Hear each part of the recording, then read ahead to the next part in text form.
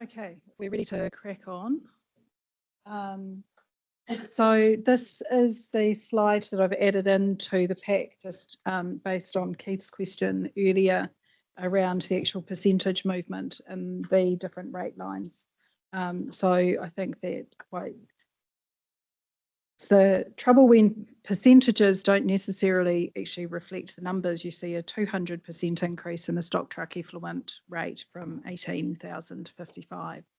But it quite clearly shows the degree of change within the public transport rate. The catchment schemes up by just under 5%. And noting with the primary industry compliance that part of that increase is the third year of the phasing in of the change in the funding policy for that activity. So it's a reduction in the general rate and an increase in the targeted rate that we've been working on over the last couple of years. But can circulate a copy of that to you all as well.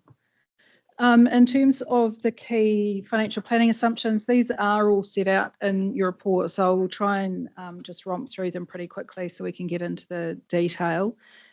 Just in terms of inflation, to be really clear for councillors, when we're preparing the LTP with all of our forward projections, we're required to include inflation in those as being our best estimate of future costs. But when we're preparing the annual plan, the budgets that staff get to work from are the pre-inflated version. So they actually need to add in specific provisions for inflation where that's required under contracts. And so what we're seeing in the budget is about 3.6 million of inflation, a large portion of that obviously coming from public transport services with those NZTA indexation rates, which Chris has got some feedback on. Yes, so we did ask NZTA this morning, who confirmed how they calculate the indexation, and they indicated they weren't challengeable, basically. It's basically, wasn't it, Chris? Question asked and answered. In terms of our software licensing costs, we have requirements in terms of those that they're adjusted by at least CPI generally. As we've talked about, the lease and operating costs on council premises, predominantly this one. So factoring that in, that was also taken account of in the LTP. We are just seeking that advice in terms of, are we in the right ballpark with what we've got, or is there a different exposure potentially from that? So Janine, just on that, because I think there might be a bit of interest in that one. So this is because when we moved into took out the original lease, there were built-in review periods. Yep. And this has come up, and we're seeking advice on what we think it will be. And the initial indication was it might be higher than what we had built in the LTP. So we'll get that advice, and then the landlord will be. The landlord, I guess, will ultimately propose a market increase to us, but we will have some independent advice against which that can be tested. So this is after having been in the building for 5 years, will be a 5-year review. Ben. Oh, just a quick one. On the public transport services, of the funding for public transport services, what percentage is interregional rail? 10%, 20%? It's just what percentage of that inflation is rail related and what's bus related? So I think that that's all bus related, I think, because there might be a very small amount in rail, but it will be, it'll be the much smaller component.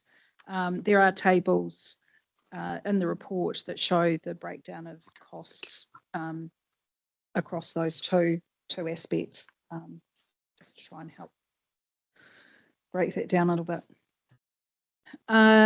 In terms of salary, so I've touched on this a little bit, we take external advice from both Strategic Pay and Business and Economic Research Limited, BERL, in terms of that market data. For the year to September 2025, that indicates a provision of 2% required for the next financial year. That's slightly higher than the 1.8% that was included in the LTP based on Buell advice at that time. We'll continue to monitor that and see how markets are tracking before we actually adopt the final annual plan. In terms of new roles for staff, we budget those at 95% of the relevant salary band, acknowledging that normally there's a little bit of a learning curve associated with people coming into the organisation. And we also apply some discounts to our total salary budget. So we don't have 100% salary for everybody that's in the building, because we know that we incur turnover.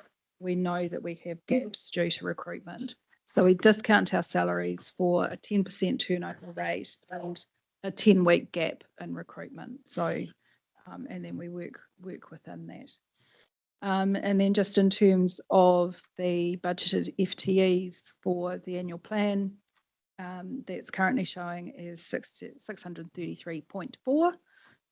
So only marginally up from the current annual plan, and lower than the LTP, but with 5 roles having come out through those CDE service level agreements. So is this picking up the staff that we're advertising for at the moment? Yes, because So they're that's current. in our current establishment, so they're funded under this model. And do we have any breakdown? Is there any potential contractors working in these roles, in the 632.7, etc., that are contractors that we call FTEs? No. No. So this is. So these are this is basically staff, people employed by us on a permanent basis who have an employment agreement with Okay, us. thank you. Gary Raymer. Just a question, going back to the earlier party report this morning, on staff salaries and that, and the performance base, how do you measure performance base and how is that played? Because it looks like about 1.425 million. So that's the market and performance increase. So that's the 2%. And then, so we get independent market advice to say, what do you think the market's going to, or what's the market currently doing? And the movement for that 12-month period to September was 2%. So we've used that to inflation adjust effectively our salaries. And then within that provision, we have to look at the split between what goes into market movements, so to keep pace with market, and what provision we can make for the recognition of performance. But that's all within that one budget amount. So I suppose specifically, how do you measure performance? So staff have a number of performance objectives and goals that are set at the beginning of the year that they are assessed at the end of the year, with recommendations made by their line manager. Those assessments are then moderated at various levels and managed in a way to ensure that it's all achievable within the budget that's made available by council.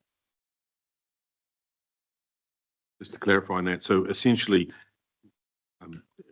the staff will get a 2%, but then some will get more because their performance exceeds that. There's a system there that Chris McClay runs. Doesn't quite work that simply, Ben. So what we have is the equivalent of a 2% provision, so the 1.4 million of budget available to allocate across staff based on market movements and performance. And we have to juggle, and it is always a juggle, within those numbers to make sure that we've got that balance right. What we've seen through markets over recent years is the bottom end of the salary bands has actually moved quite substantially. We've seen 7 and 8% movements in salaries for our staff who are in the lower salary bands. And I guess as an executive, given the cost of living crisis that is impacting our communities, we've actually prioritised budget towards making sure that those people are staying relative to the market, which has meant that in some cases, the higher paid staff are not receiving as much. And so it's a balance but it's a From- balance that needs to be done within the affordability parameters set by council. Yeah, and So it's not a linear 2% that Yep. everyone gets. through you, Warren, I'll just confirm that. So we do have different roles that are placed in different bands, and the different bands, when we get the market Market data rates, back, they okay. move at different rates. And so within that, say, 2%, we use what the market data is telling us to help move the bands. It is difficult. I think from time to time, I think last year council gave us a little bit of extra money just to top up performance, because we end up with staff who get stuck low in a band and there's no performance money to progress them higher, even though they might be competent, that they can be stuck down further. And they get caught, Stu's often telling us we've got to deal with poor performance, but we've got to reward our high performers too. And it's a juggle, and we just try and work within what we've got. Thanks for that, Chris. Noel? Thanks. So, Chris, during the review of the ICM, I think you mentioned that there were 50 vacancies at one stage during early part of last year. What is the current vacancy numbers being held open, and what's the likely impact if all went well, that those vacancies being filled? I'm just looking at whether we need to give you as much money for salaries if you're not going to fill the vacancies. So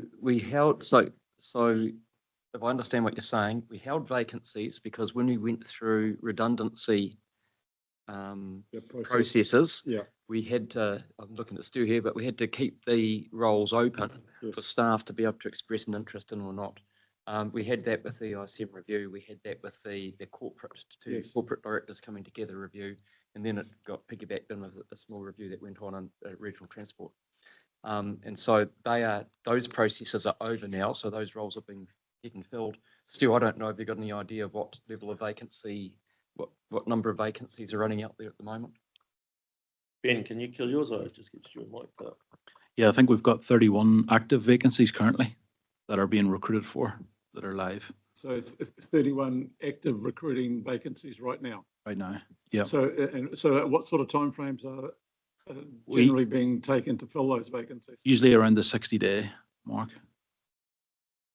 And different types of roles, for example, with the Appreciate that. ICM infrastructure manager, chief engineer, we're using recruitment company. Not too sure exactly where that is today. Other roles we use the other processes to fill. And different roles, some roles are easy to fill and some aren't. And some roles will be backfilled short term, potentially, if they're critical, that the vacancy can't be managed So through other stuff. excuse me, what I'm really looking for is we're funding, essentially the 100%, less that what's laid out up there.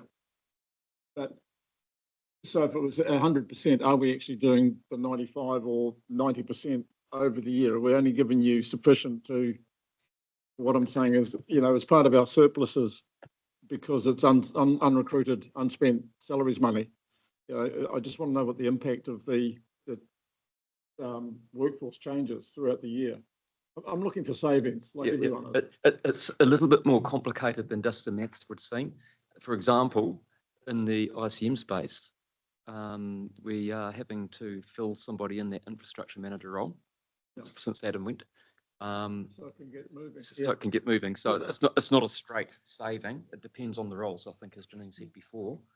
And as is up there, we're assuming that there's 10% staff turnover in a year, and that takes 10 weeks to recruit, or some take a bit less, some take a bit more. And last question, if I may, is the 31 vacancies, are any of those being covered by consultants or contractors or whatever we like to call them at the current time? So I gave you one example.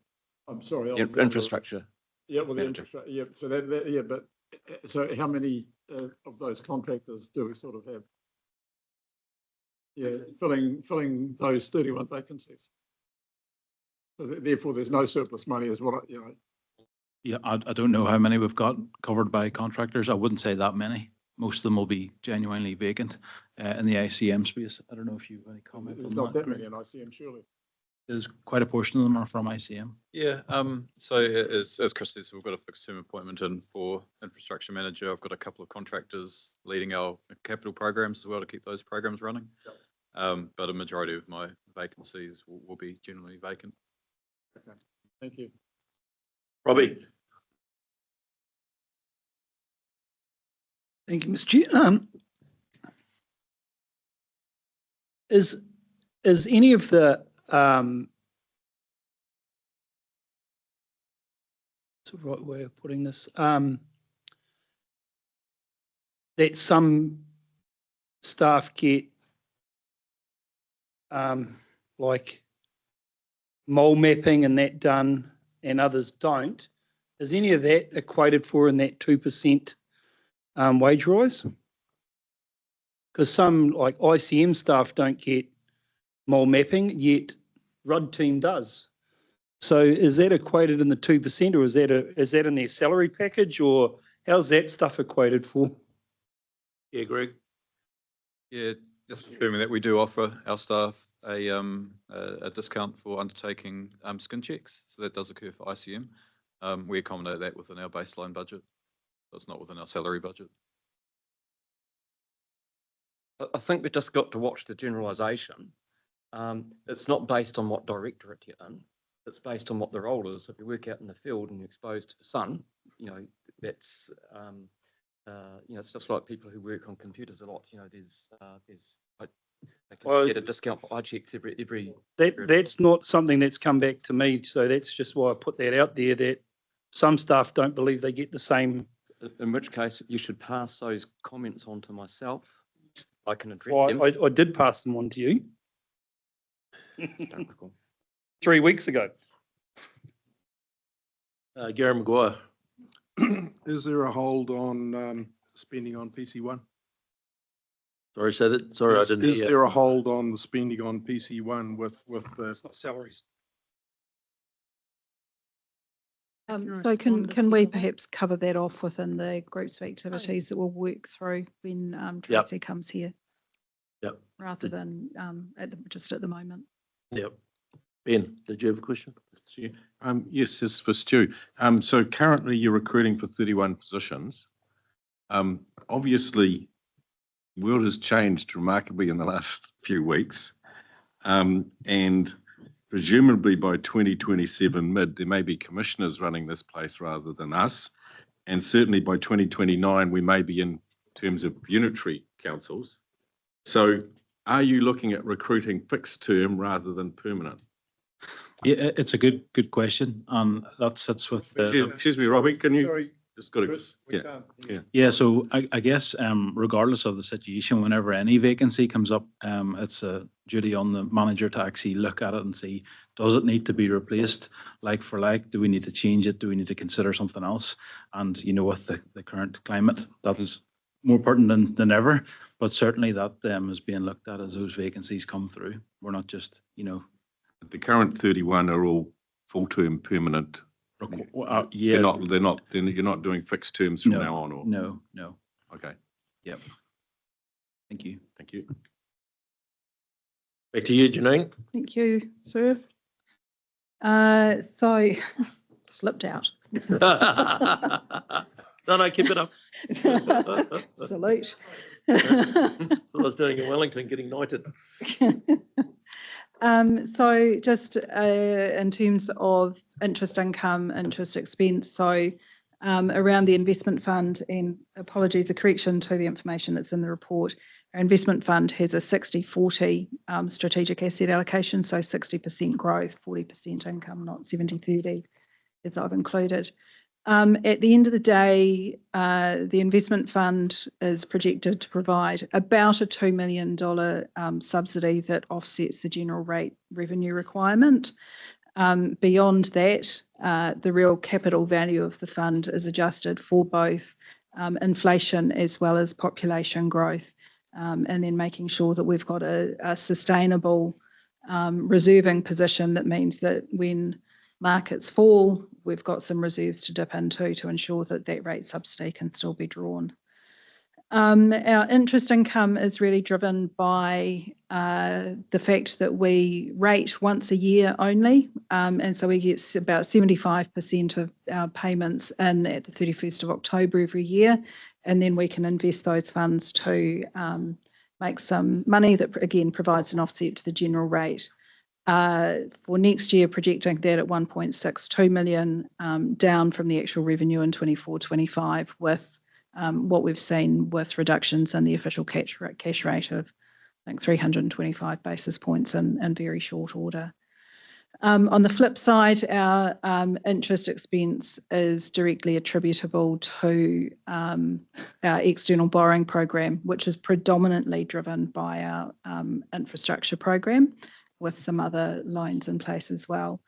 One of the decisions or recommendations from the previous council was that we attain a formal credit rating. We're just about at the tipping point where it is of value to us to do that, where you take into account the cost to hold it and the savings that we get in terms of the reduced interest rate. So we'll be looking to do that in the new year. Ben? Yes, we have at the current proposal, we have a rate subsidy of 2.1, $2 million. From the investment fund? Yes, so there's an ability to allocate money to a rate subsidy. If we have new governors in 18 months' time, could they decide this should be a $50 million rate subsidy? Is there anything to prevent the money being spent in rate subsidy? At the moment, the document that guides the use of the investment fund is the Statement of Investment Policy and Objectives, and that's set by council. So New council could reset. Yep. Okay, and so hopefully the government won't necessarily want mayors suddenly having a sugar hit from $100 million fund to keep rates caps in line. So hopefully this will be built within legislation, or is it something we can deal with? I don't know. I think it's going to be one of those matters that on the amalgamation or restructuring of local government, the ownership of assets and liabilities needs to be considered.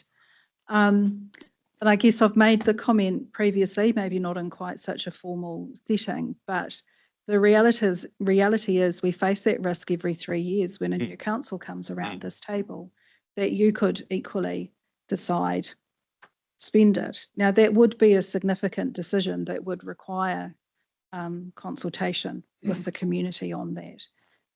But technically, that could happen now. So, Well, and technically, if you were a member of territorial authorities and you were asked, would you like your rates reduced because we've got this fund to spend, they might go, yes, whereas current regional ratepayers may not think that way. So obviously, it depends on the community that you're consulting with. Is there some work going on to safeguard that, or do we need to get government to safeguard that as part of our legislative change? So there is no work happening at the moment at a staff level. I know there has been talk of getting a legal opinion on it. That hasn't been initiated because obviously there's a cost associated with that. So I'd be seeking direction from council that you actually wanted us to do that and spend that money. Otherwise, I'm sure that there are a number of councils around the country, regional councils in particular, with significant investments who will be doing some hard thinking in this space in terms of what protections there are or aren't. Right, thank you. Jennifer? Thanks. Yeah, that leads well into what I was going to talk about. Because in the last term, I was quite supportive of where we've landed with that investment income and that strategy, but things do change. And I guess I was wondering where that conversation continues about how to safeguard, as Ben mentioned, because I think we should have a think about it. In regards to the legal advice also, I do wonder whether that's something the regional sector can do as a whole or whether that's something we do for ourselves. But it's a large enough amount of money that I think it's worth the looking into personally. The other part that is new information, I mean, I look forward to seeing whether our advisors are having an opinion on it, but I hear a lot of talk about the potential of an AI bubble as well and a possible market correction. It's just being talked about more and more from some fairly good sources. And so I'm just mindful we move to more of a growth fund, and that's going to be more susceptible to that type of thing. And I mean, do we just wait to hear from our advisors on that, or do we have a think about as a council whether we should look at diversifying, and that is something we look at with a step 1 in this year and a step 2 in long-term plan? Because if we don't only think of this in the long-term plan year, we might not have the time to actually do things. So I just think it's worth having a conversation, that's all. So I think the advice that council has is that the fund is managed on basically an in perpetuity basis. So it's an intergenerational fund that is well diversified in terms of asset types, geographies, industries, and the like. Look, we'll get Macau as our strategic advisors in for the Finance and Performance Committee meeting in the new year.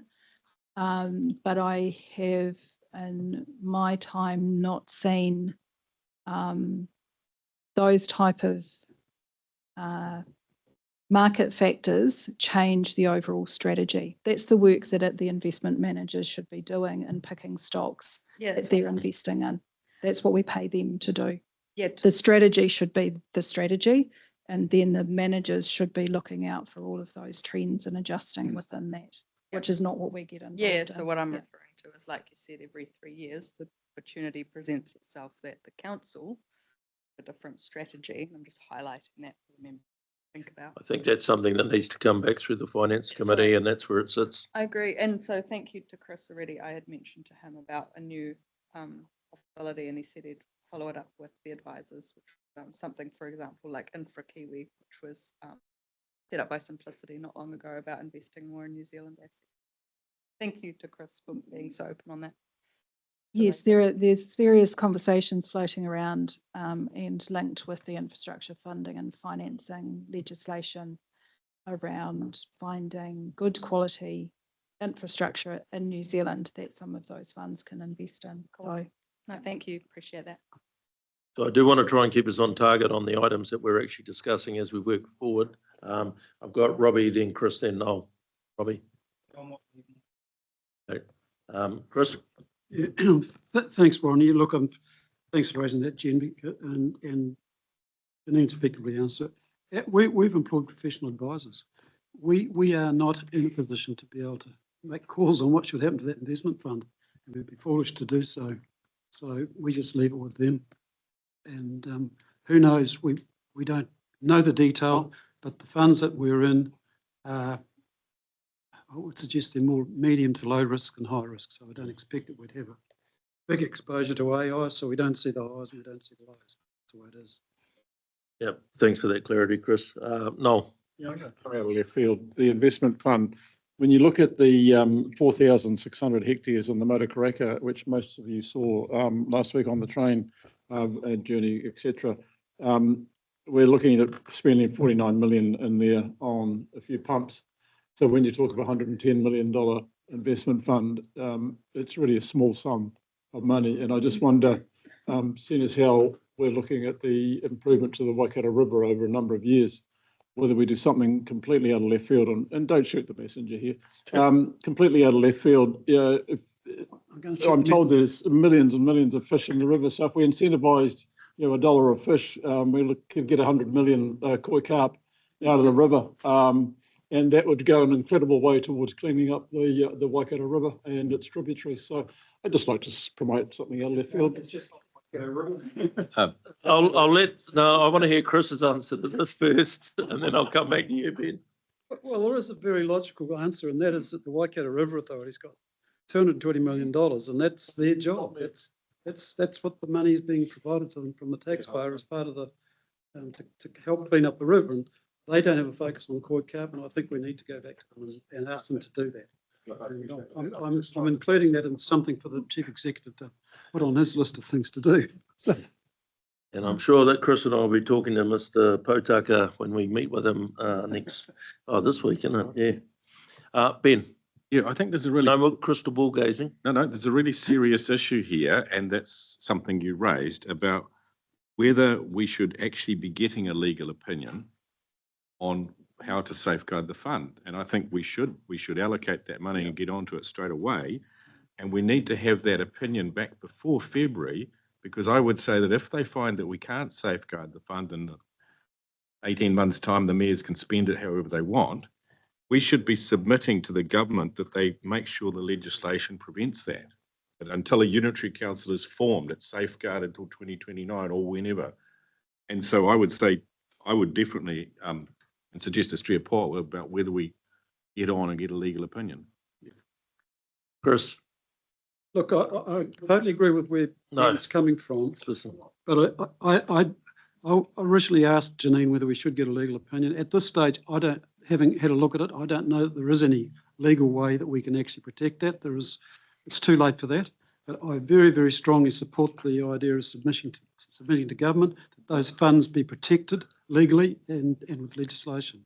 Because that, Saying the legal opinion that shows we can't protect it ourselves may be helpful to get the government to do it. I don't think it'll be necessary. I think it's important to remember that those funds happened to vest with this council on behalf of the region. Correct. So they're not our funds per se. We have had the benefit of having the fund to offset our rates. But I think we do need to think at it holistically in terms of how we actually manage to receive the interest in the ports in the first place, which was because we were a regional entity. Gareth? Yeah, so I concur with what Janine's saying. You know, you can't govern from the grave, and we can't put rules in place and what you might tie up there. So I was going to ask that exact point. You know, the assets were given basically in trust to the council, the way I would understand it, for the region. And if the mayors decide to go and blow it on Koi Carp in 5 years' time, well, that's how stupid they are. That's their problem, and we can't worry about that. So I fundamentally disagree with that we should do the best we can to safeguard it, and that if a legal opinion is going to help, and certainly we must have a strong advocacy for the government. The government won't want $2 billion worth of port shares disappearing either. So I think we need to do the best we can to safeguard this. So I'm happy to take up a conversation in the first instance with the likes of Bay of Plenty Regional Council to understand where their thinking may be on it. Obviously different investment vehicles, but I'm sure their mind's quite sharpened on the topic. Right, moving on. Yep. Thank you, Janine. So in terms of just the last assumption, just regional growth, so noting we project forward in terms of the number of rateable properties that we expect to be helping to pay our bills in the new year. The proposed growth rate assumed in the budget is 1.5%, which is consistent with our long-term average growth. Next slide. So really just to note, under the 2024 long-term plan, any key areas of new investment was informed by a series of business cases that were considered and approved by council. And the list of business cases is set out in the report. In terms of those cases for investment, of the increase in expenditure that we see in the annual plan, 1.3 million is driven by those business cases. So we will come back to you with an update in terms of the status of them. At the moment, they're all pretty much tracking green, some minor time delays in a couple of them, but work continues to progress. Some of them were time bound over the first 2 years of the LTP only, so they don't, they actually fall out from our program of work in 26, 27. Noel, did you want to? Yeah, Got a so question yeah, on that? that last part, coming back in February, so we've delayed the meeting by a couple of weeks, I think, with the transport issues that was raised this morning. Is it possible to have the rest of the report out to us at the original date? Because we really need to digest it, and then with that supplementary plan to cover the transport issue. Just looking to get it as early as possible, not a couple of days before. Yes, it will just mean that we're hedging our bets in terms of the report on a key decision that impacts the process. So it's the major decision that you've got within the plan. It is the major decision that will course the path for, map the course for the annual plan. We can do our best, but Won't impact on all the other issues that are. no, it doesn't, but those are other issues are as they're stated Yeah, in the report today. But we could get the, so you don't anticipate any changes?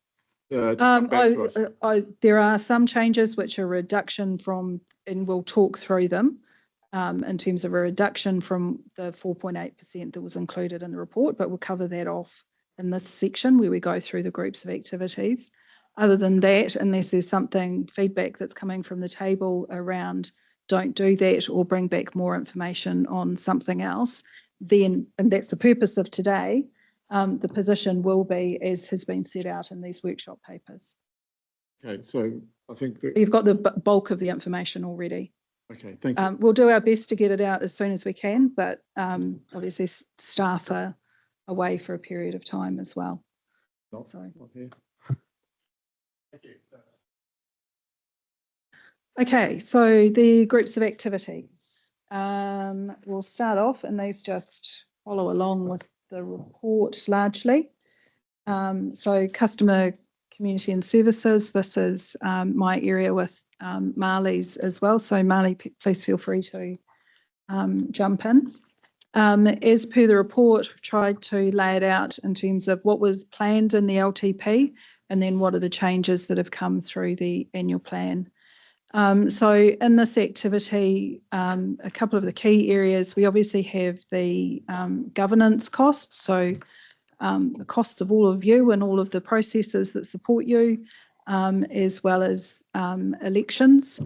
And alongside that, we have our statutory planning and reporting costs. So for both of these, they obviously work on a 3-yearly cycle, and we fund those costs over a 3-yearly period. But from the election perspective, that was this year, there is still provision in the budget for a 2028 election. We haven't removed that, but you will see from an expenditure perspective a reduction, but the rates are smoothed over the 3 years. Conversely, in terms of the LTP, we will in the new year start to work up to the development of that. Again, assuming that we still need to do one, and with some clarity and direction on that would be useful, but that sees some additional expenditure starting to come into the plan. Other than that, the only real change that's being identified through the annual plan process is provision for increases in our audit fees, because audit fees never go down. So just for my clarity, Janine, so the LTP costs at 256,000, so that doesn't have any effect on this annual plan. Is that what that's saying? It was built into the LTP. To the LTP. So our planning is consistent with that. Yeah.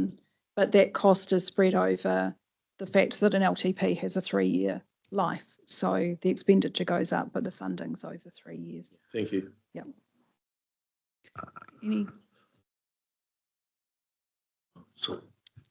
Angela. Just probably a tongue-in-cheek comment. Are we including the cost of the elections in our submission about the restructuring of local government, seeing as, they're proposing that we might not last the whole triennium, and that cost would be spread across the whole 3 years? You don't need to answer. No. So like I say, the assumption is we still have that provision for election, for a third of the cost of an election in here. Obviously, as we talked about before, there's the proposal that regional councils fund the cost of the CTB and the reorganisation plan. So whether they see that as a switch of governance costs into reorganisation costs, don't know, but yeah. So we haven't made any assumptions around future state at the moment through this budget.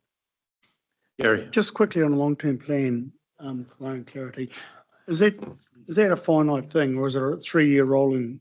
It's not a, So we have to do one at the moment. We have to do one every 3 years, and so it's 3 years in detail and 7 years in detail. 7 years in 3 years in detail, 7 years not so much detail, indicative. It's getting late in the day, clearly. Yeah. So it should have a 3-year life, but we have to redo it every 3 years, and it takes about 18 months to do. So we're always in a planning cycle.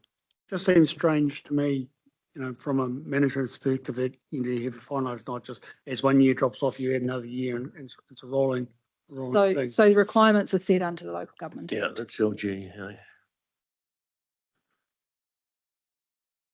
Okey-dokey, regional hazards, no changes, it's easy.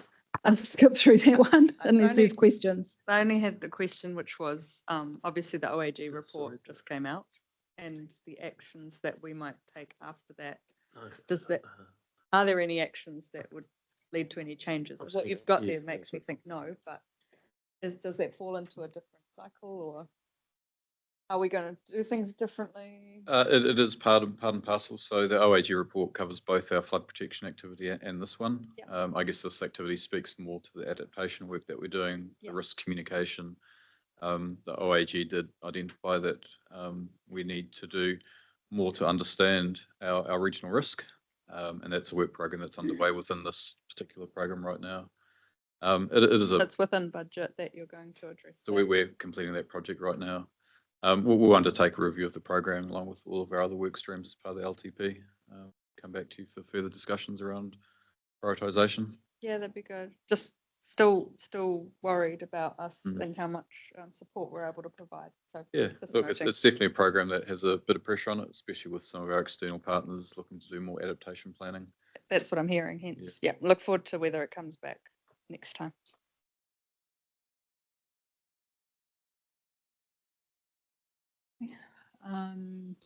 Civil defence, I think we have canvassed most of this conversation in terms of the increase in rates that we're seeing in this area as a result of the switch out of the service level agreements. And so we have both the increase in rates that are proposed for next year as well as the forecast deficit for the current year. But as we've talked about, Julian and his team are doing some work to see what they can do to offset that deficit. Jen? Yeah, so we'll see updated numbers for this in February report, I assume, depending on what Julian comes up with. Thank you.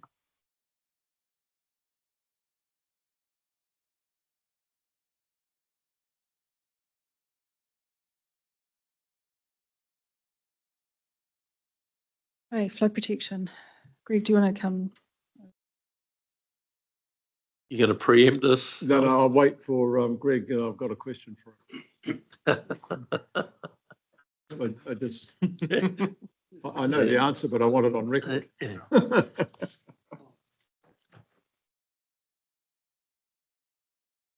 Good, councillors.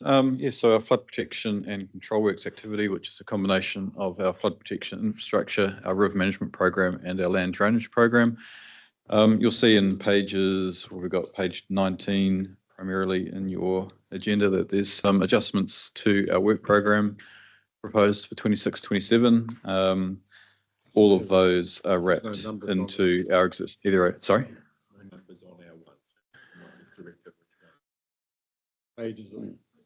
It's got 16th of December on the top of it.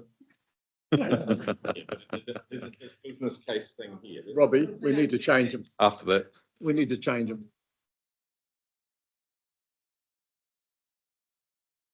We've been following through the agenda, so. We have been.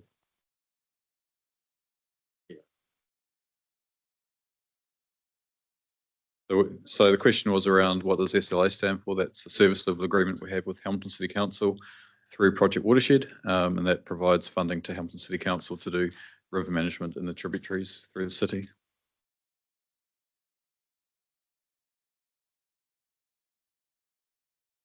So they will see a 50 grand increase in the budget that they receive from us for this financial year. We rate for that and provide them the information, and Taking we our provide them service the off on funding. them. Do you want to ask now or? For Greg's finished his presentation. I don't believe so. I can wait for his. Yep, okay. Yeah, so if councillors have got the page, so there's a variety of adjustments you'll see built into both our flood protection and river management and land drainage areas, and these are all covered either through our operational reserves or through the provision of external funding. It's very much maintain the program as she goes as we lead into the long-term plan. I'm happy to move to questions, Mr. Chair. Thank you. Thank you. Oh, we've got the capital program as well. Sorry. Yeah, so just a note. So our capital program is a continuation from this year. We do have several Kānoa funded projects integrated into that program. One change we have made is there was $1 million set aside for Lake Taupo, so that was the flood protection scheme in Turangi. We're not in a position to be progressing that project right now, so we've proposed to remove that from the budget for 26-27. What? Shoot it. Thank you from the Te Apo councillor. No. Greg, we discussed this yesterday, so I'm going to bring it up for the record. We have heard from the Motukaraka landowners for some years now, and that project is right to the forefront. So for the record, can you explain what is happening in the Motukaraka funding of moving forward, predicated on the fact that we haven't had the final report, but what can those landowners see going forward that's being funded, and when will the pumps and the other stuff that will be agreed to, but when will those pumps actually be in the budget? So we have two provisions in our budget. So this financial year we have 80,000 set aside for scoping out the project. So as many of you would have heard, it is probably the most significant pump station that we've got and will be completing. And so that's the first step in our capital project. In 26-27, there's 1.2 million allocated for investigation design. And this is to move the project forward, answer all the questions that need to be answered as we move into the detailed design and the subsequent stages, which is consenting, procurement and delivery. At the moment, I've got a plan which covers a number of years. I haven't accepted that plan. Further work is required to look at how we can expedite this project. There's a few different work streams and a few funding arrangements that we need to ensure are in place.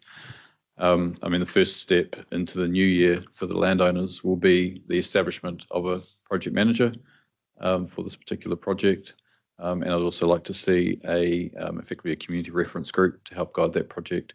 There's been a lot of thinking given to that project over the years, and that won't be wasted. What we need to do now is bring that together, compare it with what we need to deliver that project, and then take that one forward.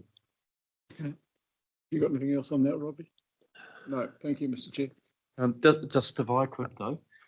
So I guess that your interest has been is when can you get it into the capital program so it's visible and it can be in front of the committee. So I guess, Greg, the plan that you just outlined, is that able to get in front of the committee? So, because I think what the landowners want to see, they want to see it in the capital program somewhere. Yep. And so for 26-27, we do have 1.2 million allocated in the proposed capital program. And the year after? Yep. The full amount? Yeah, and so that's part of the process we need to do, is to confirm the scoping, plan that out. I'm very conscious to be able to put forward a realistic capital program for you, because obviously identifying capital expenditure does incur cost for council. And so that'll be part of that process. that we need to run through. So if I can come back to you, sorry to labour it, but if I can come back to you, Mr. Chief Executive, the frustration that Robbie and I are fronting from those landowners is they've been talking about this since 2017 when they had their major flood. To them, the rubber hits the road when we put the 15 million and that's only part of the 49 million that's planned at the moment, subject to final decisions by this council, but they want to see that in the budget. And I think that's what you're trying to ask with that, and that's what we need to see. Yeah, look, we will get it into the budget because the cost isn't incurred until it's spent. Just having it in the budget means it might be able to be spent at some time in the future. So I guess I'll just end this. Is Greg, when will that report be coming to ICM? In March next year. Okay, so thank you. Robbie? Yeah, I suppose that, well, I don't have to talk about it. You just said that was the end of the discussion, but Can you mute him? I think Greg has got a program of how to resolve it. The problem is he's gone to staff and the program is too long. So he wants to now go back, reassess it, how the project can be shortened down to a time frame that's acceptable to the Greg and the landowners. And that's what hopefully he'll be bringing forward in March. So Yep. that's what needs to be accomplished and then stick to those deadlines. Thank you. Chris Hughes, did you have a comment? No?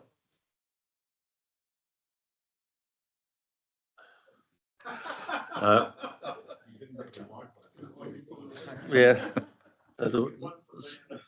No apology recorded. Right. Is that us for catchment? Integrated catchment? Yeah, so councillors, this is the one of three activities or groups of activities that Integrated Catchment Management Directorate looks after. So the Integrated Catchment Management group of activities includes our catchment work, our biosecurity and our biodiversity programs. And you see there that there are some changes already programmed into the budget through the long-term plan. This is a particular program that takes quite a lot of third-party funding, so we obviously adjust our budgets from year to year depending on what's coming in the door. But yeah, no other significant changes through the annual plan. And again, through this annual planning process, just noting that we have made some program adjustments right across this group of activities, including biosecurity and our catchment management area, just to adjust those programs according to the projects that we have in the different zones and the external funding that we will be receiving. I'll leave it there, Mr. Chair, and take questions. Thanks. No, there's none. No, you're good to go. Cool. This is the one they're waiting for.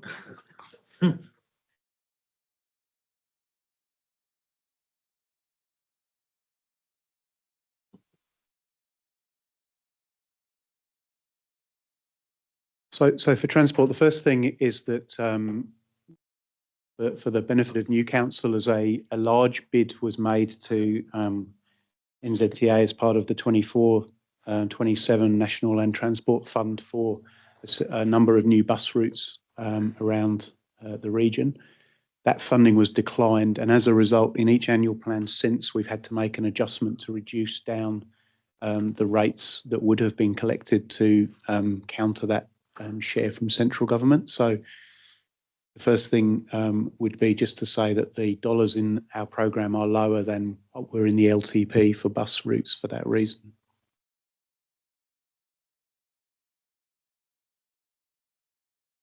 As noted there. So on that basis, the PT expenditure is 4.29 million higher than the annual plan, primarily as a result of that 3.6 million indexation increase, which we talked about earlier. That is still lower than the dollars that were in the LTP in a circular way. The private share target that we have to achieve next financial year, based on the NZTA private share obligations, is 18.4%. on top, our policy, as agreed through the long-term plan, would be that it would be indexation plus 5% potentially to get us closer to that. We're currently modelling that indexation number plus 3%, so provisionally a 10% bus fare, public transport fare increase for the 26-27 year. And on that basis, based on our current modelling and projections, that would increase our fare revenues by 352,000. Now, we'll bring more to you in February on that because this evolves over the year. So with those extra sums, the agency funding does increase as well to balance the whole thing back out. So that would see us getting more funding from the agency. But again, that's still a reduction to what was in the long-term plan.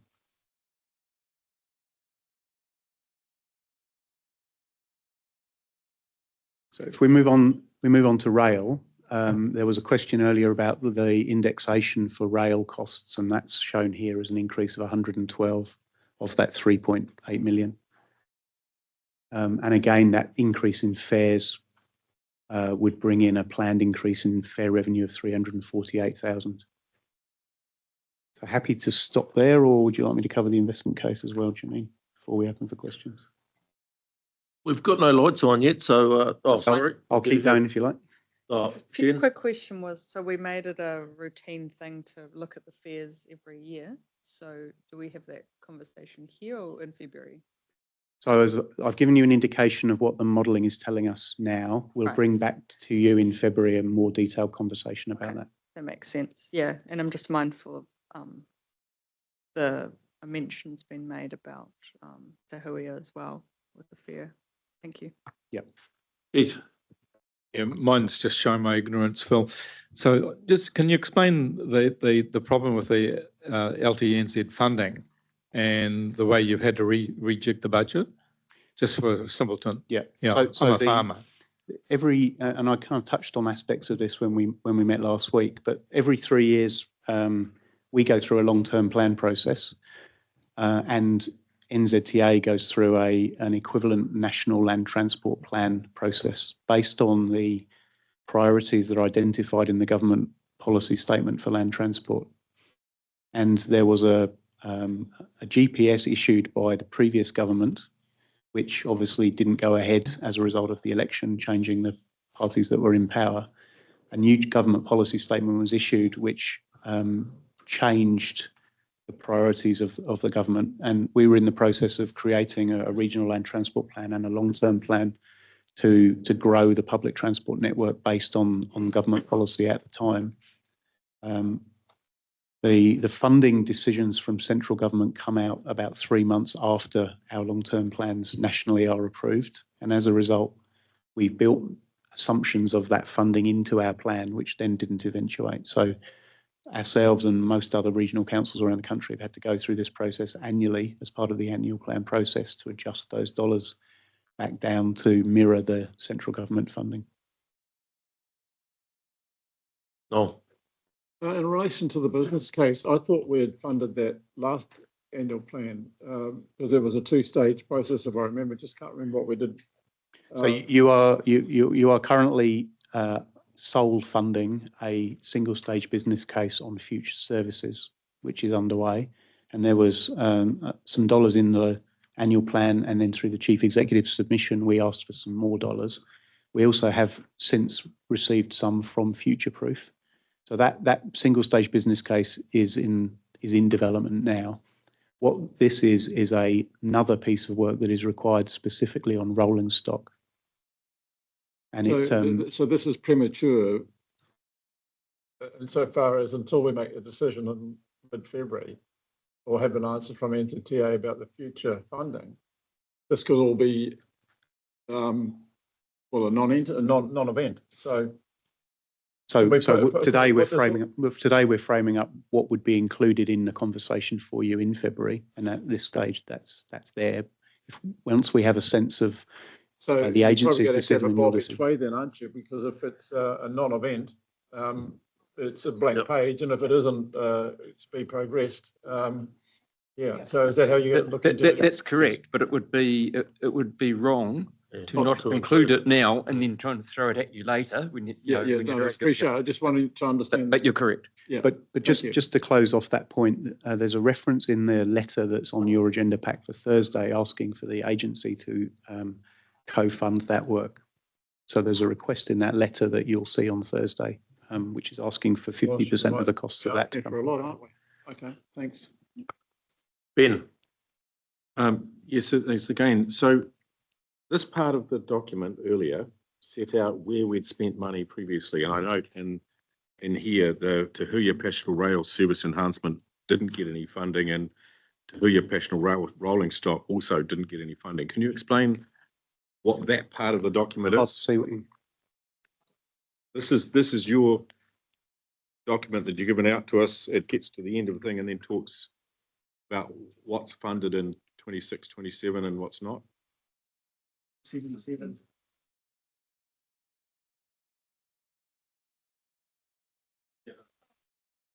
Yeah, so there's nothing in those two. So that is purely around the timing. So that is looking at the planned investment over the 3 years only. Business cases have considered the 10 years of the LTP, so you can't see years 4 to 10. Right, so the rail renewal, Tahuya Passenger Rail Renewal of Rolling Stock, which is what you're talking about Probably here in a new falls in investment 26, case, 28. wasn't showing up in planned investments. Not for the 3 years that's covered by this table. So And I yet, think that kicked in year 4 in terms of the deposit on the rolling stock. So it's just not represented within the decision timeframe that you're looking at for this annual plan. yet this annual plan that's a truncated is now requesting 550,000 for the review of rolling stock. which is an action from those letters that you saw as part of the conversation we had about Tahuya last week. So the need for us to have done the technical work to ensure that a decision on rolling stock, if the train were to continue, can be made as part of the LTP. so if I'm hearing Ben's question right, what he's asking is there's $550,000 in this annual plan for a work business case on rolling stock that wouldn't come, that we wouldn't be purchasing potentially if that's where it ended up, for another 4 years away. Is that what I'm hearing? Well, No, it wouldn't be 4 years at that point. You'd be looking And I okay, think when for the when next we- LTP then. Yeah, when we Yeah. did the LTP, I think we had the deposit and there were a bunch of assumptions being made around funding on that as well. We'd assumed Yep. 90% funding, so our deposit was only 10% in year 4. Okay, That's, yeah. Right. so I think to have a robust business case specifically around that, pending obviously the decision pathway that we're waiting for in February, will answer a bunch of the questions that are still out unresolved in terms of what's required, what are some of the ownership models or not, funding, all of those things as well. And in terms of that 550,000, if we don't ask NZTA for it now, and wait until they make a decision on whether the service continues, that's also a possibility. We've requested it in the letter where we're asking them to consider the extension of the trial. Well, that's assuming the letter gets sent, isn't it? Correct. And if it doesn't get sent, Then we will need to raise it with them separately. yeah, so we could separate letter on that. But I mean, obviously, if they make a decision to not continue with Tahuya, then there's no need to ask them for money to support a business case for rolling stock. Well, the letter is a request for them to consider an extension of the trial. The plan, as we mentioned, that table that we talked about earlier, the second plan is that we consult within the annual plan on the continuation of the train into a permanent state at that point. And that's a decision that the agency would then make in their March meeting, as we said to you last week. Yeah, no, I understand that. yeah. Remembering there's a disconnect between the decision to continue Tahuya and who makes a decision about rolling stock. It's not one and the same. But if you don't have a train, you don't need $100 million of rolling stock. That's a So, given. the other question I had is, in relation to, if this is the document coming out for a council meeting, the safety case for $1.8 million of safety improvements. Where has that been allocated from, and is that already in budgets? Yes, that is budgeted this year and that work is underway. Okay, and I'll talk about that on Thursday, because it sounds like the safety case is going forward in March 2026. But I was actually going to ask, has the work on the train actually been done yet? Because I understand the money hasn't been spent yet. We've been working on the safety case extension for the last 6 months. Yes. So But that the work, actual physical installment, the installation of $1.8 the installation of the European train control system is a requirement on us to be in place by the 1st of May next year, as a result of the period of time where trains were not allowed into Auckland after a signal was passed at danger. that's right. All of Auckland has to have it in place by the 1st of June. We have a requirement that it has to be in place by the 1st of May. It So says that in work here- is underway. in here There that- may well be other work that comes from the safety case process. And there was a conversation about that last week as well. And we don't know what that might be until the safety case is complete. It says in here that the Auckland system has to be in place by August 26, but we have to have ours by May. So I also wonder what the difference was. But anyway, that's Well, a technicality. So yep. I don't know if you want to deal with that now or later. Yeah.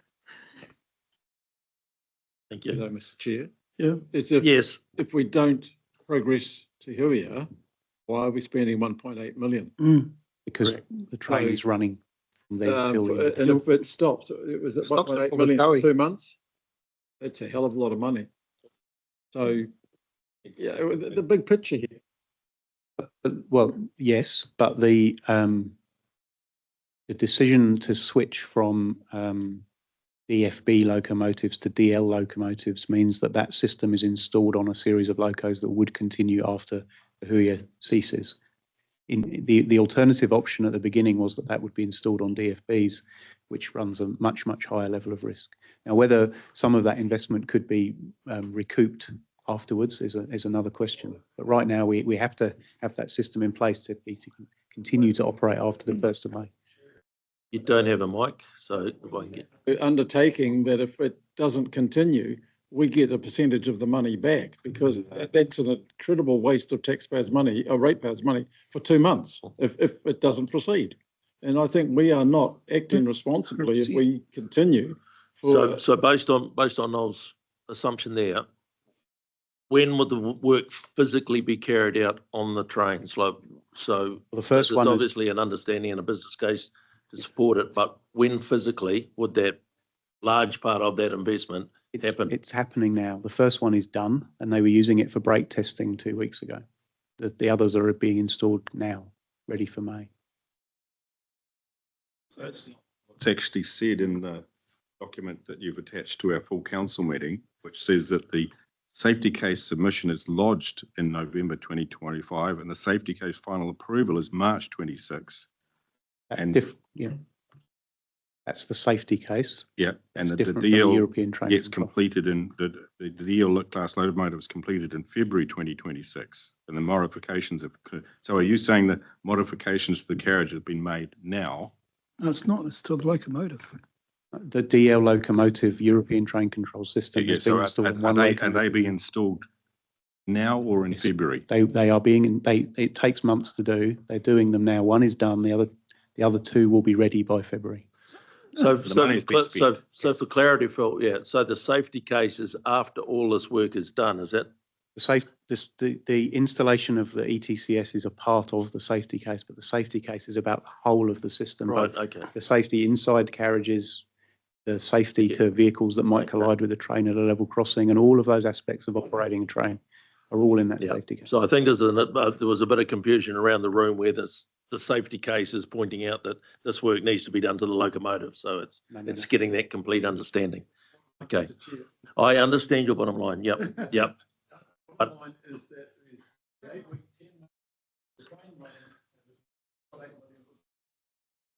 Thanks, Ben. Well, I think that when the previous council made a decision to put, to put a continuation to Hui in a long-term plan, subject to a number of other decisions, that would have been implicit as part of it. And the thing is, if the previous council had decided that they didn't want to fund the ETCS, if I got the right letters for it, then that would have signalled that that would have been the end of Te Huia, and we wouldn't have needed to put it in. But it's if I got that right, Phil, it's all contingent on what previous Correct. council And has the made dollars decisions. for that work are in this year's annual plan. And- You've approved those dollars in this year's annual plan. And if you wanted to say you don't want Te Huia to go ahead, that could be a sunk cost. If it is not possible to get Kiwi Rail or somebody else who owns the locomotives to reimburse the cost, and I don't know, but I guess that was implicit on the previous council's decision. Chris, Robbie, I don't know if I'm going left field here or not, but why the hell didn't we just go to New Zealand Rail and tell them to put them on the train and lease them for a couple months? I don't. that boat sailed potentially. Keith, Yeah, just a quick question. Phyllis, in terms of the 550,000, surely Kiwi Rail own the rolling stock? So don't we just contract them to spec them to be fit for purpose for us? So this is about future rolling stock rather than the current rolling stock. Yeah, but we won't be if we were to go ahead, we won't be owning the rolling stock, will we? Well, the journey that we have been on now for 5 years is who should own rolling stock going forward.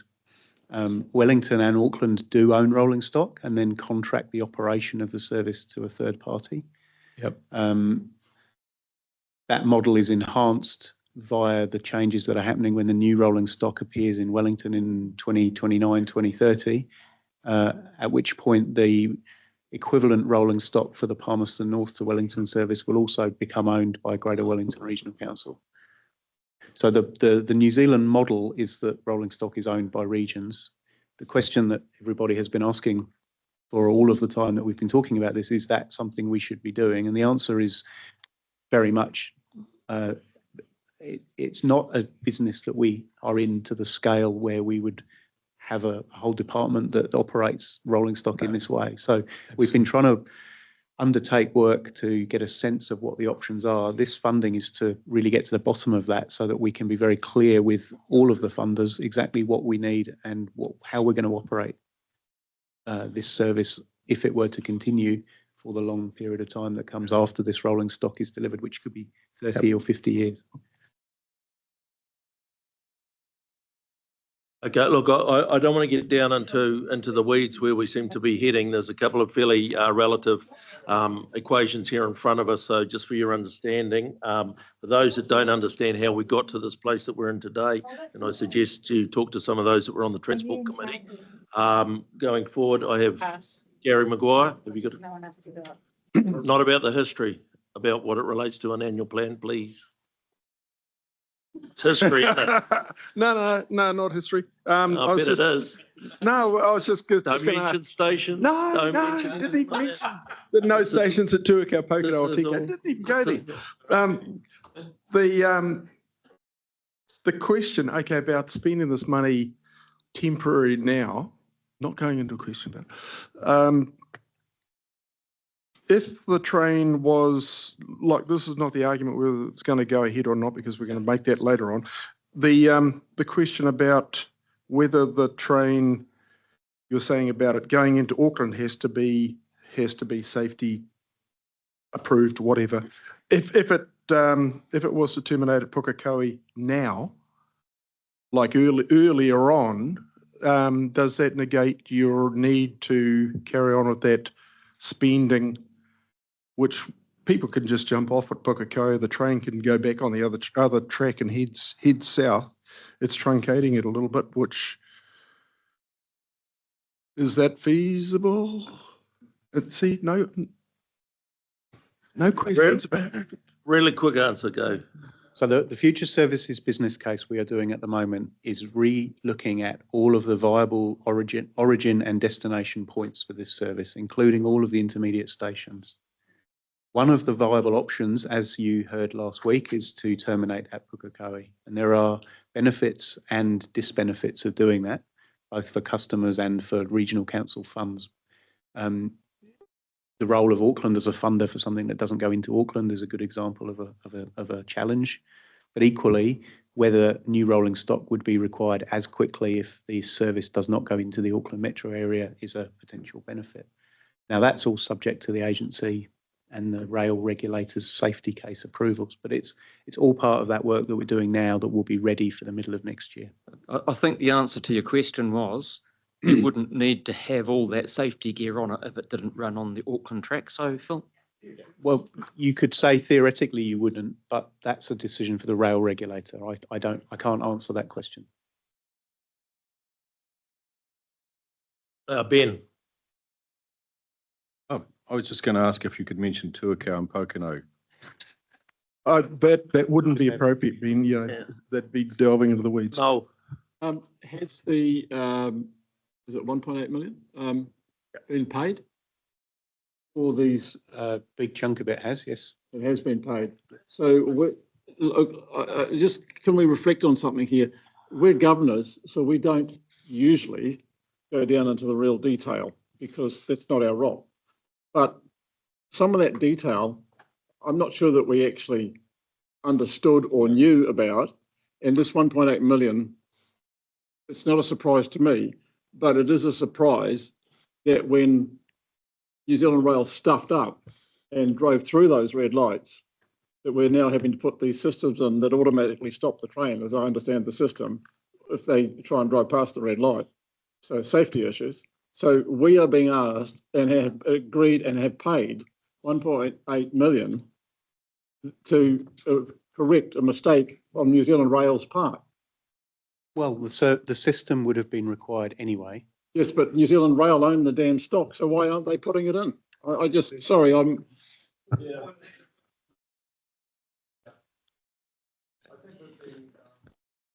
Look, I think it's fair to say that the whole thing about timing of Te Huia, the way it falls in terms of the time of year and when decisions are made was not well thought out when it was originally designed, because there's chickens and eggs in here and it's really difficult. The decisions of the previous council to continue the trial and to ensure it could be committed, which meant having to ensure that the safety system was invested in, which was always going to be the requirement if it was going to be for the long term, which the council chose to put into VLTP on the assumption it would be a long term. I believe that's how the decisions were made. Now, whether it was some committees that were heavily involved in understanding what the requirements were and in making recommendations to this council that were passed, and whether all councillors did all due diligence to understand every step of the way, I guess that's another matter. And I think that's why this council's chosen to ensure there's a committee in place to make sure everybody has got that in place. Yep. Yeah, just I see the council as a golden goose at the moment and everyone's dragging on it. So, anyway. That's a golden udder. No, they're all sucking off it. Right. That looks like you're relatively bruise free. Can I just make one more observation? A simple one. Scratch that scab. At the workshop last week, there was some information presented in terms of a change in terms of the rating for Te Huia. There is no provision in the proposed annual plan for that work.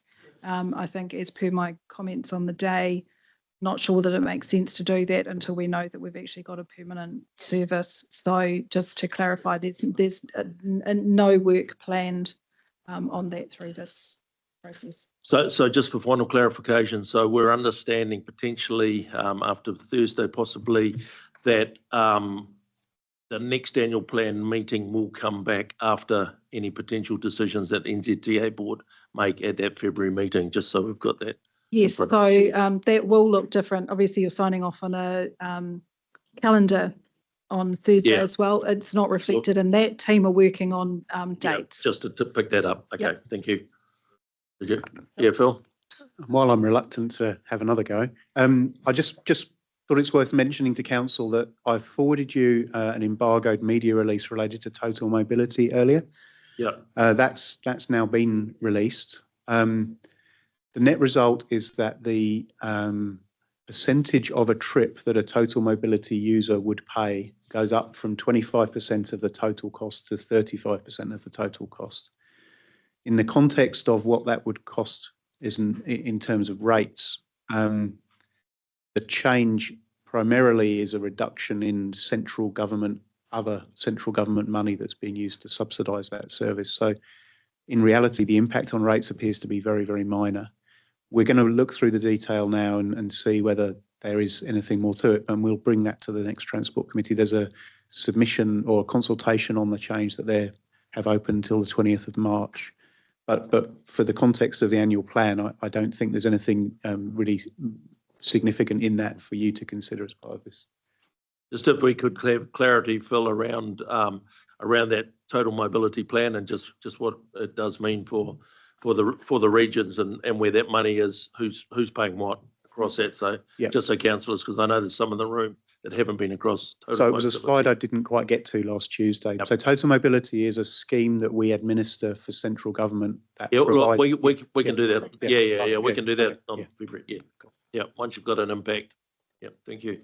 Ben, is it total mobility? While you're here, the letter you sent through relating to bus electrification, a mandate versus 2035 changing. Could you explain what the minister meant when he said the mandate's in place, but the 2035 target is not in place anymore? And what does that mean for bus electrification? It's a reference in a letter that I don't believe has been mirrored in any changes to the system or the strategies that are in place. We haven't yet seen any change to the emissions reduction plan, which is where that target is stated, to see whether it's been activated or not. So I can't tell you what he meant by that, but at this point, there's nothing beyond that letter that has changed government policy. So he's indicated a change in government policy that hasn't yet happened. It appears to be the case. Okay.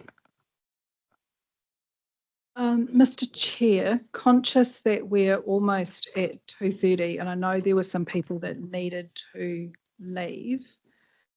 Are you happy to carry on with this, or do you want to take questions from elected members on particular aspects of the rest of the content that they're really interested in? Yep. How much more of a presentation have we got? So we've got RUD, SPY, corporate, I think, to go. Not a lot. What's councillors' level of comfort with what you've got in front of you to raise questions in those spaces? No, there was a question in terms of PC1 and a pause on costs, if I dare raise that. Yep. Okay. Well, let's do that. Let's just go straight to questions now, and so obviously covering those last three items. So, and we can talk to changes as well, but maybe if I just click through the slides, which is as per the report. I'll talk quickly. Net resource use, reduction in overall rates revenue, questions. You've been waiting all day to say that, haven't you? But noting in here, there is the investment case around derelict vessels, which had been, there'd been a workshop in August with the previous council on that, so 90,000 in that space. Chris. Yes, this is about science and policy, so I need somebody else at the end of the table. Okay, well, hang on. Let's deal with Brett while he's there. I've got nothing for Brett. Okay, sweet. Ben, you got something for Brent? Do you want to explain to us Taharoa, that essentially you're saying it's not nearly as big a cost as what we thought it might be taking over Taharoa Port? Oh no, there's reasonably considerable costs. We're just going to recover most of them from the from the port. So our insurance costs have gone up $20,000 or $30,000, and we'll be sending that bill on. So fundamentally, nothing is totally covered, but it's vast majority of it. We'll be charging those costs on to Taharoa. So increased costs, increased revenue. So is this the place where you want to ask your PC1 question, Gary? Seeing as it'll be Please. potentially in Brent's space. Has the funding on PC1 been put on pause as was indicated from the government, correct? So there's two things. Well, Tracy's sitting. Tracy can talk about the PC1 development process. In terms of the implementation, you'll see on the next slide after that Tracy Nelson and I have pulled about $254,000 out of the implementation costs for next year to reflect all of these delays and changes, so that Tracy can talk about the policy development process. Thanks, Brent. The funds that we have spent on plan change one to date, Gary, have just been lawyers and responding to the matters directed from the court. We haven't spent anything else, so it's been lawyers, and the gentleman who was working on the plan change one case, an internal staff member, left us in August after 34 years with the organisation. We didn't have anybody with that knowledge, so we brought on a consultant who actually helped us through the hearings process, so somebody who didn't have to charge us for getting upskilled in the process, and was able to come in and pretty much hit the ground running. So we haven't spent anything other than what we needed to spend to respond to the court. The total cost of that to date this financial year is $384,000. Lawyers don't come cheap, and we had not anticipated that funds. And so what we have done is we have done less work in the freshwater policy review space in order to cover those costs. Thank you, Ben. Yeah, two questions. One is in terms of the Environment Court and the request for economic analysis. Have we heard back from them at all? No, we haven't. Okay. Secondly, and the other one is this proposed budget assumes 300,000 of these reserve funds to offset rates requirement. I'd like to see a list of where you've made all your savings to date, if that's possible, as an addendum you can send out so we know where you've made your savings. Utilisation of the reserve is built into the budget version that you have. It's not a subsequent saving. No, but you've managed to save significant amounts of money in this process. We don't know exactly where it's come from. This is the first time we've seen it's come from the primary, so. I think that's not employing staff, is it? No, so there's a reduction in the work program, plus acknowledging that there's the accumulated reserve. There's a drawdown of that reserve to offset the annual plan I'm budget. congratulating you for this. I'm just asking, can we see it across all of your savings? That's all, where the money's come from. So I think what Ben's asking is basically a spreadsheet for dummies, and that you allocate that the potentially we've saved money here across the directorates. So it's figures against, sorry, whether it's work programs or. Can I just check with Ben? Are you referring to the primary industry engagement $254,000 saving? And No, the the 300, proposed budget assumes the use of 300,000 as reserve fund to offset rates requirements. which is the primary industry engagement. So what I'm saying is it would be nice to see that across the whole organisation, where the money's come from that you've managed to save. This is the only example we've got of where it's come from. So it's not a saving, it's a utilisation of the reserves. And I'm just trying to think how we do that in a meaningful way. That is, I guess the executive team go through a process of staff ask for things, we review it and bring it back. And that is the number that we present here. I'm not sure the value in looking at the staff submitted budget version. That's not what we would ever typically bring to you. Subject to what the other councillors think. I'm just asking, are you interested? Oh, well, I mean, I think we're bringing you a budget position. There will be, and I've got in my area proposed saving, but I can talk to that today, which will be the basis on which we come back to you in February. So I guess where Ben's coming from, Janine, is the fact that councillors want to have some level of comfort that you've gone away and made savings. And not just, there's been a whole lot of businesses come to ELT and you've gone, no, we're not going to do them. So we're back to where we started from, sort of thing. So councillors are looking for that comfort around where those savings have been made, what that kind of might mean at a really overall higher level. Is that what you're looking for? Yes. So if I could grab that as an example on the sheet in front of you, we have 254,000 of savings, which is a direct savings on costs. We've put revenue in, which will be a savings in rates. So rates will go down because revenue's coming in. So that's another saving.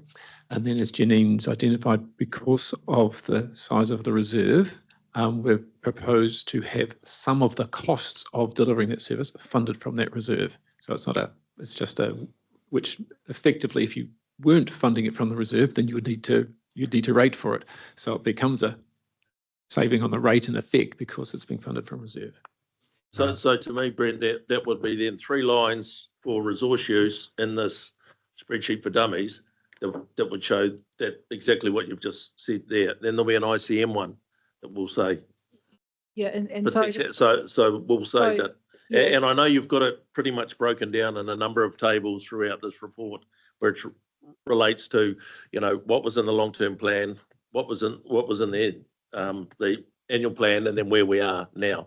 So yeah, so we'll take the message away. Just need to get it straight in my head of what we're comparing to, because obviously there's different baselines that we can take. Yeah. Be it I know it's the not 25-26 annual plan, or the budget that staff submitted to us for 26-27 that we spent some things back from. So just wanting. I would say 25-26, which is at 5.7, and you're now at 4.8, and so it's just to know where you, because at the same time, you've had an increase in inflation and those sorts of things. So the stuff you've cut out between 25 and 26. Yeah, okay. So it's trying to put the numbers that are in the report into a spreadsheet, because all the key movements are all set out in the report. Yeah, we're not interested in if staff have brought you a business case and you've turned it down. Yeah. To us, that would be adding it in and then taking it out. So for clarity, so using the primary industry rate, you mentioned earlier there was 2 million in it. So it's just the 300,000 will be taken out of that rate. So is there 1.7 million or is there 2 million? That's the sort of thing that I'm looking for. So will that be? And so we will bring back information on all the reserves for you as well. Thank you. We have asked. Every single one. Projected reserves. Robbie, use your microphone, and I do have you speaking next. So where you go.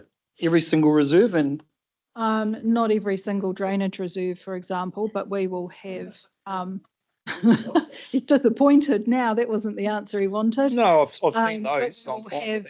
We will have the reserves by each catchment zone, for example, plus all the in the screen, and we're not going to come to a council meeting and go all of a sudden, there's a reserve there to pay for this because we already know they are there. That's right. Because we had that so many times last term that it was out of control, I believe, in my opinion.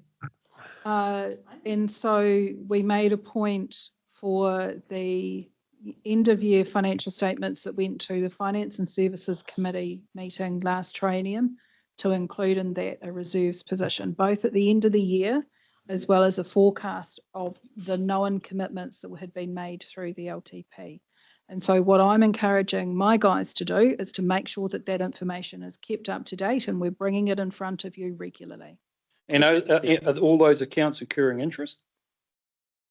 Well, that's something you can raise in the Finance Committee once you see them. But I'll move on, Chris. Oh, I'm really waiting till we get to Tracy there, because Tracy hasn't had a cross-examination today yet. And I know she's been looking forward to it. Yeah. So can I just? No. Yeah. No. Well, we're moving on. No, I'm not speaking. Yeah, you can. Janine said there would be no Thank you. drainage. I want to see those in the ICM subcommittees in February, so that we've got that information. You do get the information coming to you. I've seen it myself. Yep. Yeah, no, Chris, I want to make sure it's there. Chris, thank you. Can I move on to science Can you and policy or cut that not? out of the- Thank you, Mr. Chairman. Tracy, Yes. Got a shopping Yes. point HH, little I2, little I1. An increase in cost of funds to fund an annual regional greenhouse gas emissions inventory. Can you explain to me why we're doing that? I sure can, and I will also ask Karen to help out. So I do just want to say that this is net zero to council because the transfer has come across from Karen, who has part of her business has funded this to date, but it's now run by our scientists, so it's moved over. So this is a sector initiative that we've joined with other regional councils and the majority of the territorial authorities in our region. So it's a good news story around being able to get reduced costs because there's been a consortia that's come together.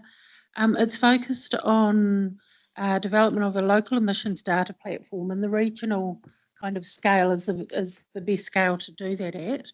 It is to help us meet some reporting requirements that we are required to do that have not disappeared.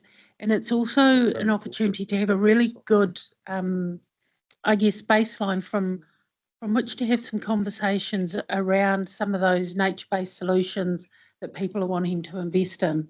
Karen, can you help me out and help Chris out any further? I don't need helping. I know where I'm trying to go. Responding to Chris's question of 38,000. So Chris, you said you didn't need help, or did you? No, have- I'm quite clear where I want to get to, Karen. Okay. I asked what I thought was a simple question. Okay, I'm well- waiting for a simple answer. Well, maybe I can just add to Tracy's comments there. We are obliged under the Climate Change Response Act to be a reporting entity, which means that we must respond to the Minister if we're asked to explain the governance of our climate change opportunities and risks. We must describe how we are measuring, monitoring and managing our climate change risks and opportunities.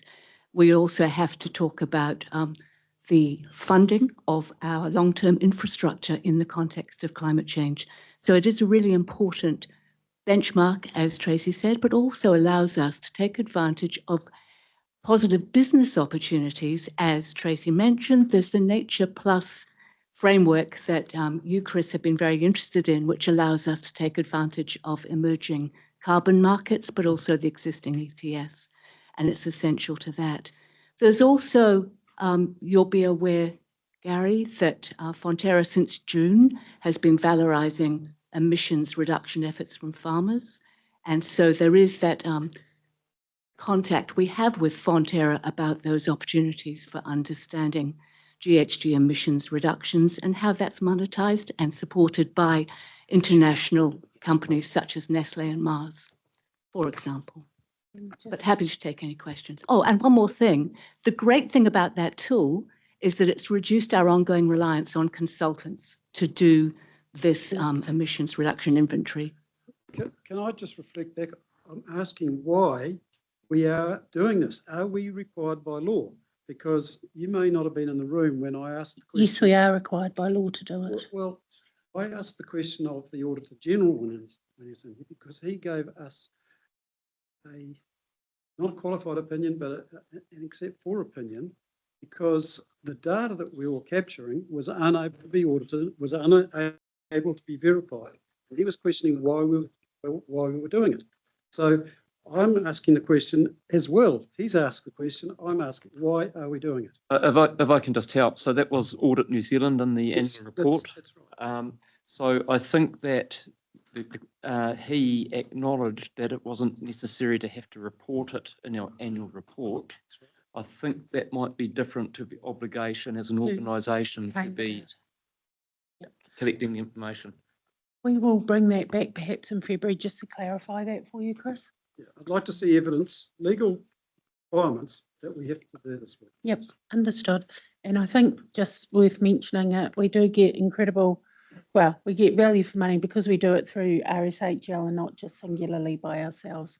So if I can just one matter I just wanted to state just on the back of the conversation about what's been taken out. So taken out before it's even got to you. So something that is already embedded in the budget is we had additional roles that were required and supported through the LTP for additional monitoring. So we've taken a couple of those roles out, a couple of heads actually out. I'm going to say that's probably around 140 or 150,000 because of the change and the tune with statute. They may not be needed. By February, we may be able to take out a further role. So that's the kind of stuff, Ben, that you're talking about, that it is embedded into what we've presented to you today, and that is a change. It's not something new that we've taken out. That was something that was in the LTP. Thank you. Thanks for that, Tracy. Ben? But I would, just on that point, that's really what we want to know. I mean, if there were 50 positions that were unfilled, no, I'm just saying, that you were saying 50 that were unfilled, and we've now recruiting for 30, there's 20, so what has been taken out is useful. And the question I had about the greenhouse gases, are we going to be measuring methane from peat soils as part of this greenhouse gas emissions profile? No, but they were in the past. I'm just asking, are they continuing to do that? I'll find out. I don't know the answer to that. Yeah. What a great idea. And so just the only increase is the 31K, which is inflationary, mainly down to lab costs and repairs and maintenance on telemetry. Okay, thanks, Tracy. Look, guys, we're running out of time and we're losing members flat out. Are there any other questions that you're dying to know prior to us breaking up today? Can I just note in terms of under the corporate and management and the new investment case, so this as presented here was requesting another 455,000. I have reviewed some vacancies that I currently have within the directorate and agreed that some of those should be reprioritised in here because I believe it is important that we do. That would take 305,000 off the table in terms of this proposal. So just want to flag that. But I think a number of the other costs in the corporate area we have covered. Just as a side piece, Janine, Infor and where we're at with that and costs going forward, benefits realised, we've asked for that to come back, and whether that's coming back into finance and performance, I'm happy for it to report it back in there. There's obviously a CE KPI on it in terms of through CERC, and the Risk and Assurance Committee normally have been receiving reports to each of those meetings as well on that. Okay. Gary Roma. Yeah, on the same sort of vein, Janine, and we touched on it yesterday, but I really like to see if we spend money on all these points 2, 3, and 4 around payroll systems and everything else. If we're using technology and IP, surely we have a reduction of staff to correspond with that. And what's the likely impact? That we start using technology to replace staff going forward. So can I just clarify in terms of the payroll one as an example, since you've raised it? Our payroll system is administered by one person for the whole organisation, including all of you. So I'm not sure that we can reduce that anymore.